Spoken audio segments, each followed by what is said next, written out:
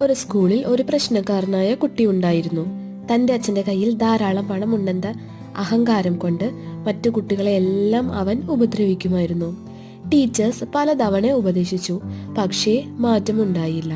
അവസാനം അവർ കുട്ടിയുടെ അച്ഛനെയും അമ്മയെയും സ്കൂളിലേക്ക് വിളിപ്പിച്ചു. അച്ഛൻ വിഷമത്തോടെ എല്ലാം കേട്ടിരുന്നു. അന്ന് രാത്രി അവൻ വീട്ടിൽ നിന്നും പണം മോഷ്ടിച്ചു. അച്ഛൻ ഇതറിഞ്ഞ് ഒരുപാട് വിഷമിച്ചു.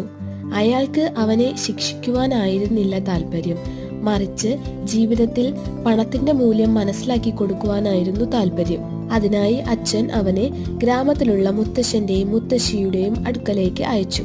മുത്തശ്ശന്റെ ശാസനയും മുത്തശ്ശിയുടെ ലാളനയും ഗ്രാമത്തിലെ ജീവിത രീതിയും അവനെ മാറ്റിയെടുത്തു. കുട്ടിയെ തിരികെ കൊണ്ടുപോകാനായി അച്ഛൻ വന്നപ്പോൾ മുത്തച്ഛൻ പറഞ്ഞു, ശാസനയും ലാളനയും തുല്യ അളവിൽ നൽകിയാൽ ഏതൊരു കുട്ടിയും നന്നായി